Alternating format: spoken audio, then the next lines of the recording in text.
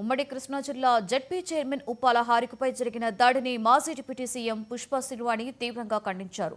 హారిక మీద టీడీపీ వ్యక్తులు దాడి చేయడాన్ని హేయమైన చర్యగా పేర్కొన్నారు. ఆమె కారును ధ్వంసం చేసి పోలీసుల కళ్ల ముందే దాడి చేయడం ఎంతవరకు సమంజసమని ప్రశ్నించారు. మహిళల మీద ఇష్టారాజ్యంగా దాడులు జరుగుతుంటే కూటమి నేతలు సీఎం చంద్రబాబు, పవన్ కళ్యాణ్, హోంమంత్రి అనిత ఎందుకు స్పందించడం లేదని ప్రశ్నించారు.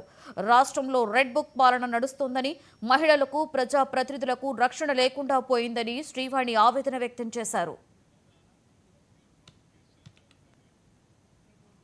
ఉమ్మడి కృష్ణా జిల్లా జెడ్పీ చైర్పర్సన్ అయినటువంటి ఉప్పాల హారిక గారి మీద జరిగినటువంటి దాడిని తీవ్రంగా ఖండిస్తున్నాం. అసలు ఈ రాష్ట్రంలో ఏం జరుగుతుంది?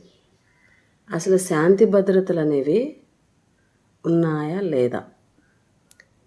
ఈ కూటమి ప్రభుత్వంలో సామాన్య మహిళలకే రక్షణ లేదు అన్న భావన ఇప్పటి వరకు ఉంది.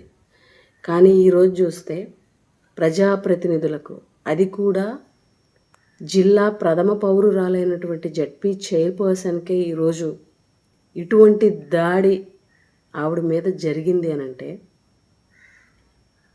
అది కూడా పోలీసుల సమక్షంలో వాళ్ళ కళ్ళ ముందే ఈ కూటమిలో ఉన్నటువంటి తెలుగుదేశం, జనసేన నాయకులు ఆవిడ ప్రయాణిస్తున్నటువంటి కారుని ధ్వంసం చేస్తూ, భయభ్రాంతులకి గురి చేస్తూ ఈరోజు ఆవిడ కంట తడి పెట్టేలాగా జరిగినటువంటి ఈ హేయమైన చర్యని ప్రతి ఒక్కరూ కూడా ఖండించాల్సినటువంటి అవసరం ఉంది. ఉప్పాల హారిక చాలా సౌమ్యురాలు. ఎప్పుడూ కూడా ఎవరిని పల్లెత్తు మాట అన్నట్టు కూడా ఎవరు వినలేదు.